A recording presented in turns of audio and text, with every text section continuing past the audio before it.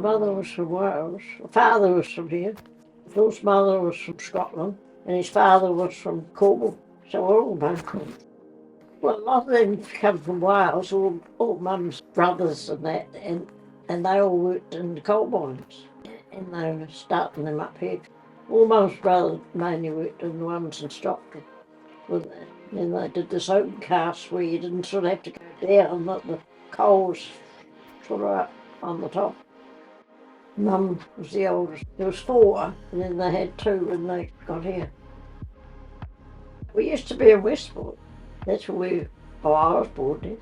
I must have been about 3 or 4, and we had to go on the roof, but it didn't give you a railway house then, so we were sort of in a hotel there. And then we came to Christchurch when I was 7, so we've been here ever since. We used to live right down the end of Stanwell Road.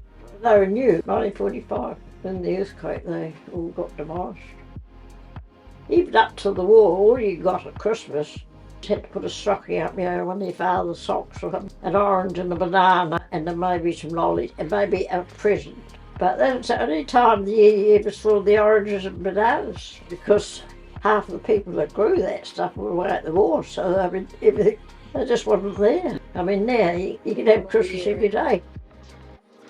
Oh, they had exemptions. Like my father couldn't go because anybody with flat feet couldn't go. And he worked on the railway, so that was an essential sort of thing. They used to be called shunters. And if it came into here and it had to go somewhere else, well, they used to shunt them up and down on different lines till they were in the right line. He ended up with very bad feet because all you're doing is standing on that sort of caricature in the front of the train and hopping off to signals, whatever you did. I don't think he did any further than walking. No, he had to be overseas. Near the end of the war, we must have been about 7 or something. My parents got these dolls and must have come on boat somewhere. We got a doll each for Christmas with a bowl that you fed. A wet and dry doll, they used to call them, because they had little nappies. And so this pill I'm on now, that's me. When you got to go, you got to go. Yeah. That's about the only thing I remember getting at Christmas. You got to take the good with the bad, make most of it, don't you?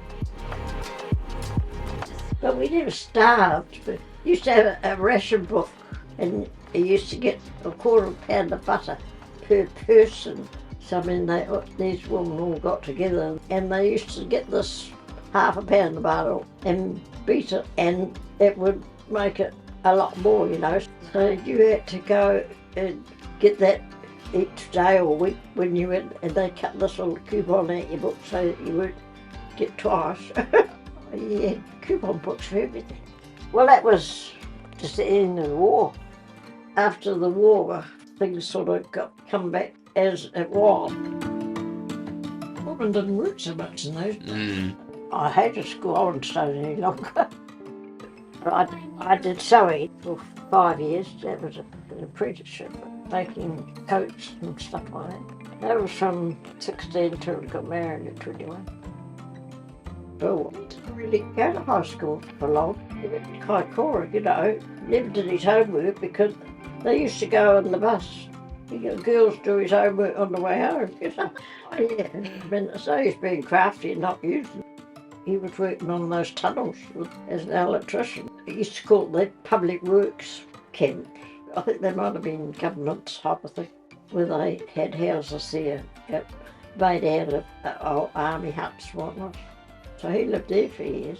But his father, he was in the Air Force, and he went to Fiji and did landing strips for planes over there. In a roundabout way, everybody did their bit. They come back from there about 1945. His father must have come back from Fiji. Yeah, well, he would have been 15 or 16, so was I. So I met him there. Well, he just lived around the corner from me. We used to go up to Richmond Park and Temple Road at night. And I think Mum sent him up there because he was sitting there on his own, because he was an only child. He come up to play and then on, I don't know, just hung around. I was going with him from 16, 18. God, I was going to the pits, sitting holding his hand. Mum and her didn't know. I mean, Scotch and Welsh, not much. It's not a very good mixture, that one. Oh, well, everybody went to movies, and you had to rush around. There used to be the DIC in town, and they had right along the back wall in that shop was all the picture theatres with the teller sits there. You could go and buy your tickets. So you'd rush out at morning tea time or somewhere, rush down there and get tickets. You know. There was no concerts or anything. I remember going into a hotel at Sumner one Saturday afternoon, and I was, I don't know, a couple of months off 21, but Bill was 21. When I got home, my father was standing on the doorstep, so I got ripped up being in that pub. My 21st, that's my granddad, my mum. That was in 1952. We had a dance. But my uncle was a ballroom dancer, and in those days they had these sort of ballroom, might have been 6 couples, you know, and they were gorgeous. So he used to take us on me and my older sister, to their nights. They went to practice, you know, and we went for lessons for a while, had a dance around Bill and I, you know. We got a bronze medal, so when they only started bronze, we got that one. I used to love a waltz, you know. Yeah, I loved ballroom dancing. Well, his father was in what they call it now, he was a merchant navy, because that's how he got out here. I think he must have jumped ship or something. But he went back in, he had a sister in Cork, he went back 1950, and Bill could have gone too. I said, well, you can go. I'm not hanging about waiting on you coming back, you know. But then his mother was so much older than his father. I think they must have talked about something that he had to sort of stay home and look after his mother. But he always blamed me for it, because he never got the trip. So I said, don't blame me, blame my mother.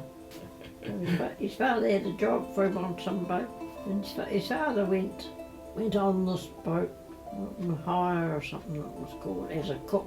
And when he came back on a real tourist boat, you know, and he was walking the people's dogs, and I said, you can go whenever you like. Bill always wanted to go to England to go to see Scotland and Cornwall. I said, you can go. I couldn't sit on the plane that long. Well, there wasn't that much flying around then. They had those flying boat things that used to come from Aussie now and again. In those days, most went by boat, you know, and there was bloody 6 weeks on the boat. But when our cricketers and All Blacks went to England to play, that's how they had to go by boat, you know. So that's 6 weeks going there and playing and then coming back. Well, my dad always played cricket and used to do school. I was once, Wayne started in rugby, I mean, he was only 7 or 8. I like it now. Well, I never had tellies and you had to listen on the radio. Only holidays we would get probably over to the coast where Mum's mother and father and them lived up on Stockton. Dad worked on the railway, so you had to put in for a privilege pass. The first time I went to Timaru was, I just finished high school, and so I got a holiday down there at Christmas holidays, you know. Bill, he had an apprenticeship doing coaches, they used to call these buses, and doing bodywork at a place in Kilmore Street. But then he was training boxing, and if he had to go away, this crowd wouldn't let him go. So his mother was very Scotch. So I think she went down and swallowed him out, so he got to go on the trips after that. He won a Canterbury championship a couple of times in the featherweight. Oh, he was all right. I mean, he didn't really get injured. He started off with this bodybuilding, the buses, but he did, you know, all these tiles on these types of houses now. He worked on there for a long while. There was English chaps used to come and do them. Oh, he slipped and hurt his knee badly. His father worked for this Blue Ladder company, and he got Bill a job. But he was there for quite a few years. go around, you know, they'd go away and do churches all up in the rafters and windows.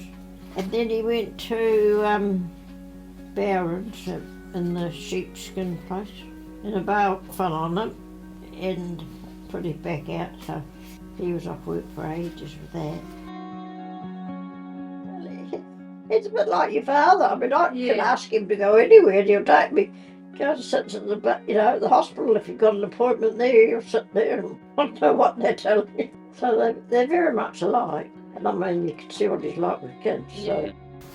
I mean, he was getting to the stage of going and doing that piano accordion, intermediate, and I mean, a small kid, a bloody nuisance, but he was good with them.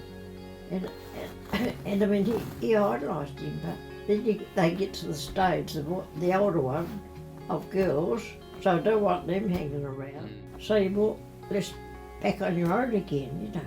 If he'd have been a couple of years between them, he would have probably put him on the same track as he was on.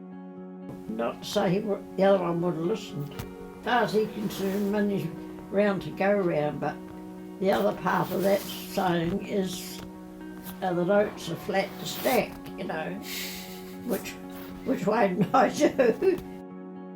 They used to love him at the fire brigade, want him to leave. It was one of the jokers who used to play rugby with him. His name was Nightingale, and he took him and, Steve Foster, I think it was, and that boy Mallard to sort of do the fitness thing, and they got him.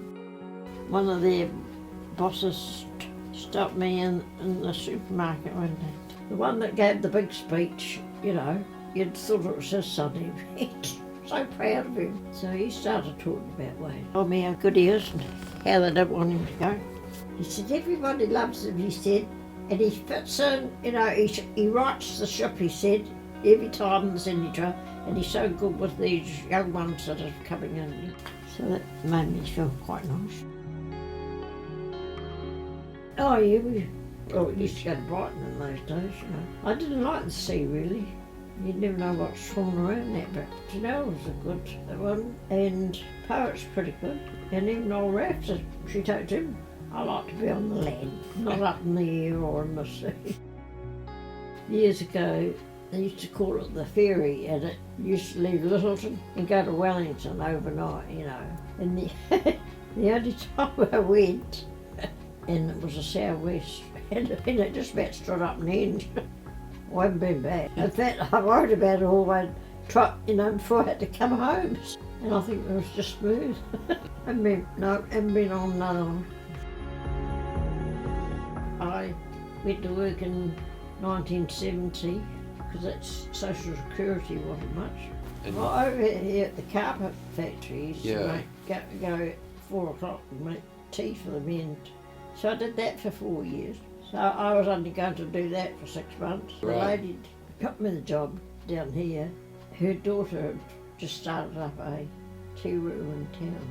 They asked me to go for 1 day just to help out while I got stabilised.